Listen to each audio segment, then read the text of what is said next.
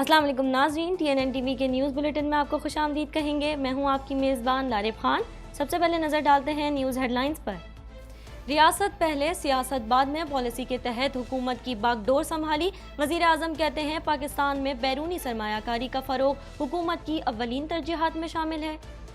سپہ سالار نے جلد قرض کے لیے امریکہ سے IMF پر دباؤ ڈالنے کی درخواست کر دی۔ وائٹ ہاؤس سے اپیل کی گئی کہ IMF کے 1.2 ارب ڈالر کے قرضے کا عمل تیز کیا جائے۔ بھارتی عدالتی ظلم مسترد، پاکستان کا حریت رہنما یاسین ملک کی بگڑتی ہوئی صحت پر اظہار تشویش، یاسین ملک کی فوری رہائی کا مطالبہ۔ نئے انتخابات پر معاملات طے پا گئے، شیخ رشید کا دعویٰ۔ سربراہ عوامی مسلم لیگ کہتے ہیں قرنطینہ والے بھی مان گئے، صرف فضل الرحمان رہ گئے، جمہوریت مذاق اور اسمبلی تماشا بن گئی ہے۔ برطانیہ میں خیرات کے لیے جمع رقم PTI کو منتقل کیے جانے کا انکشاف، برطانوی اخبار نے بھانڈا پھوڑ دیا۔ عارف نقوی نے PTI کے لیے خیرات کے نام پر رقم اکٹھی کی۔ پیٹرول کی قیمت میں 15 روپے تک اضافے کا امکان، ڈیزل 18 روپے فی لیٹر مہنگا ہو سکتا ہے۔ اوگرا نے پیٹرولیم مصنوعات سے متعلق 2 تجاویز تیار کر لیں۔ کینیڈین صوبے انٹیریو میں اسپتالوں کو عملے کی کمی کا سامنا، صوبے کے اسپتال میں طویل ویکینڈ پر عملے کی کمی کی وجہ سے ICU بند، نرسنگ تنظیموں کا بین الاقوامی لائسنسنگ درخواستوں میں تبدیلی کا مطالبہ۔ ٹورنٹو میں پیئرسن ایئرپورٹ پر مسافروں کو PR کے مسئلے کا سامنا، مسافروں کو لمبی لائن اپ، پرواز میں رکاوٹ اور سامان غائب ہونے جیسے مسائل کا سامنا۔ فضائی سفر میں اضافے سے دنیا بھر کے ہوائی اڈے متاثر ہوئے ہیں۔ کینیڈا کے شہر ٹورنٹو میں اس ویکینڈ پر موسم گرم رہنے کا امکان، زیادہ سے زیادہ درجہ حرارت 31 ڈگری سینٹی گریڈ تک جا سکتا ہے۔ شہر میں گرمی کا سلسلہ آئندہ ہفتے بھی جاری رہے گا۔ امریکہ تائیوان میں مداخلت کر کے آنکھ سے کھیل رہا ہے، چینی صدر نے تائیوان کے معاملے پر جو بائیڈن کو خبردار کر دیا۔ چین نے امریکی ایوان نمائندگان کی اسپیکر کے مجوزہ دورہ تائیوان پر سخت رد عمل دیا ہے۔ جنگ کے دوران یوکرینی صدر کو اہلیہ کے ہمراہ فوٹو شوٹ کرانا مہنگا پڑ گیا۔ یوکرینی صدر فیشن میگزین کے لیے فوٹو شوٹ کروانے پر تنقید کا شکار، سوشل میڈیا صارفین کی یوکرینی صدر اور ان کی اہلیہ پر کڑی تنقید۔ ہیڈ لائنز آپ نے ملاحظہ کی اور اب خبریں تفصیل کے ساتھ۔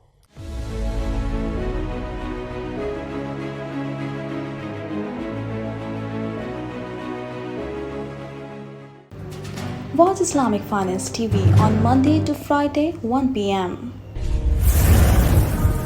1.25 کروڑ کی آبادی پر مشتمل کراچی میٹروپولیٹن سٹی میں صحت کے حوالے سے ہسپتال تو بہت، لیکن فزیو تھراپی سینٹر نایاب ہیں۔ الحمدللہ ہم نے اس کمی کو پورا کرتے ہوئے گلستان جوہر میں زبیداس فزیو تھراپی سینٹر کا آغاز کر دیا ہے۔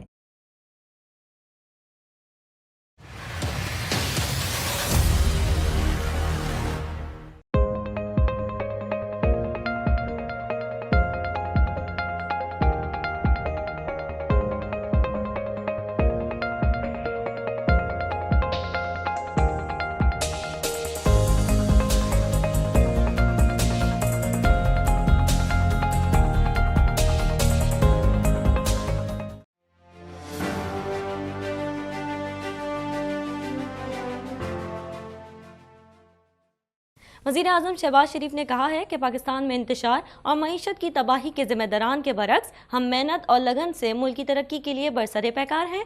مزید جانتے ہیں اس رپورٹ میں۔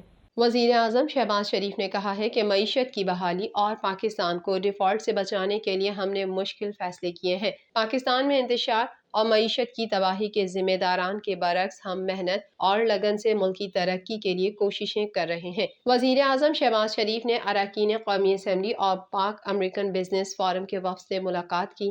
اس موقع پر وزیر اعظم نے کہا کہ قلیل مدتی اور طویل مدتی منصوبہ بندی پر عمل درآمد سے ہم بجلی کی پیداوار کا انحصار درآمدی تیل پر کم کر کے قابل تجدید ذرائع بروئے کار لائیں گے۔ ہم ترجیحی بنیادوں پر 6 سے 7 ہزار میگا واٹ قابل تجدید بشمول سولر اور ونڈ انرجی کے منصوبے شروع کرنے جا رہے ہیں۔ ہم نے لگژری اشیاء کی درآمد پر پابندی عائد کرنے کے ساتھ ساتھ غیر ضروری حکومتی اخراجات کو کم کیا۔ ملاقات میں وفد نے وزیر اعظم کو اپنے مسائل اور تجاویز سے بھی آگاہ کیا۔ وزیر اعظم نے فوری طور پر ان کے مسائل حل کرنے کی ہدایت جاری کرتے ہوئے یہ یقین دہانی کرائی کہ پاکستان میں بیرونی سرمایہ کاری کا فروغ حکومت کی اولین ترجیحات میں شامل ہے۔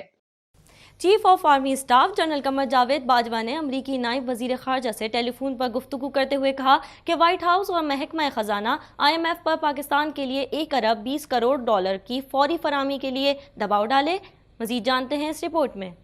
Army chief general Qamar Javed Bajwa ने अमेरिका से पाकिस्तान के लिए कर्ज की रकम जल्द जारी करने के लिए IMF पर दबाव डालने की दरख्वास्त कर दी।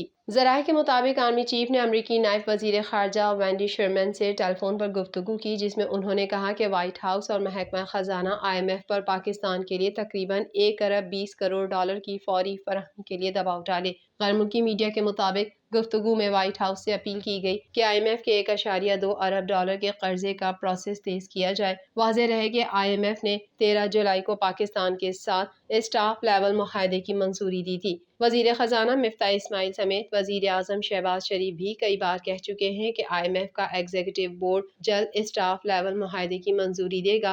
ताहम पाकिस्तान और IMF के मुआहदे के बावजूद पाकिस्तान को अब तक कर्ज की रकम फराहम नहीं की गई है। तर्जुमान दफ्तर खारजा आसिम इफ्तिखार ने कहा है कि पाकिस्तान भारत के अदालती जुल्म को मुस्तरद और यासीन मलिक की फौरी रिहाई का मुतालबा करता है। मजीद जानते हैं इस रिपोर्ट में। पाकिस्तान ने हुर्रियत रहनुमा यासीन मलिक की बिगड़ती सेहत पर गहरी तशवीश का इजहार किया है। वफाकी दारुल हुकूमत इस्लामाबाद में तर्जुमान दफ्तर खारजा आसिम इफ्तिखार ने हफ्तावार न्यूज़ ब्रीफिंग देते हुए कहा कि हुर्रियत रहनुमा यासीन मलिक की बिगड़ती हुई सेहत पर गहरी तशवीश है। उन्होंने मजीद कहा कि पाकिस्तान भारत के अदालती जुल्म को मुस्तरद और यासीन मलिक की फौरी रिहाई का मुतालबा करता है। तर्जुमान दफ्तर खारजा ने वजीर खारजा बिलावल भुट्टो जरदारी के 28 जुलाई से शुरू हुए 2 रोज़ा दौरा ताशकंद पर भी बात की। उन्होंने कहा कि वजीर खारजा SCO वज़राए खारजा कौंसिल इजलास में पाकिस्तानी वफ़द की क़यादत कर रहे हैं। तर्जुमान के मुताबिक साइड लाइन्स पर वजीर खारजा चीन, अफगानिस्तान और ताजिकिस्तान के वज़राए खारजा से मुलाकातें कर रहे हैं। दफ्तर खारजा के तर्जुमान ने यह भी कहा कि वज़ीर खारजा कजाकिस्तान, रूस, उज़्बेकिस्तान और किर्गिस्तान के वज़राए खारजा से भी मुलाकातें करेंगे। The Foreign Minister is also having bilateral meetings with a number of counterparts, including China, Afghanistan, Tajikistan, Kazakhstan, Russian Federation, Uzbekistan, and Kyrgyzstan. And you would have followed the Foreign Minister accompanied by the other ministers participating in the meeting. They have also called on the Uzbek President this morning. Awami Muslim league के सरबराह शेख रशीद अहमद ने कहा है कि इत्तेहादियों की सियासी साख राख बन गई। ना ये अवाम में जाने के काबिल, ना फरार होने और ना ही बाहर से बुलाने के काबिल हैं। अब खल्क़ खुदा फैसला करेगी। मज़ीद तफसीलात इस रिपोर्ट में। अवामी मुस्लिम लीग के सरबराह शेख रशीद अहमद ने कहा है कि ज़िमनी इलेक्शन के बजाय नए इलेक्शन पर मामला तय पा गए हैं। समाजी राब्तों की वेबसाइट ट्विटर पर जारी बयान में उन्होंने कहा कि अक्टूबर में इलेक्शन की तारीख, नए इलेक्शन कमीशन और निगरान हुकूमत का फैसला कौम जल्द सुन लेगी। शेख रशीद ने कहा कि करंतना वाले भी इलेक्शन मान गए हैं, सिर्फ फजल रहमान रह गए हैं। इत्तेहादियों की सियासी साख राख बन गई है। न ये अवाम में जाने के काबिल, न फरार होने, न ही बाहर से बुलाने के काबिल है। उन्होंने कहा कि अब खल्क़ खुदा फैसला करेगी। जमहूरियत मजाक और असेंबली तमाशा बन गई है। बादअज़ा एक और ट्विटर बयान में शेख रशीद ने कहा कि स्टेट बैंक का गवर्नर लगा नहीं सके। 30 लग्जरी अशिया पर पाबंदी खत्म। S&P का क्रेडिट मनफी। IMF ने अभी तक बेल आउट नहीं किया। काफ लीग का नया सदर अपने 2 वज़रा को वापस बुलाएगा। BAP वालों ने बिस्तर बांध दिया है। 6000 मेगावाट बिजली का शॉर्टफॉल और 6000 का दुकानदारों पर इजाफी टैक्स मजीद मौशी तबाही लाएगा। बरतानवी अखबार की रिपोर्ट में बताया गया कि अबराज ग्रुप के बानी आरिफ नकवी ने बरतानिया में T20 मैच करवाए। इसके अलावा मुख्तलिफ ज़राए से हासिल की जाने वाली रकम PTI को मुंतकिल की गई। मज़ीद तफसीलात इस रिपोर्ट में।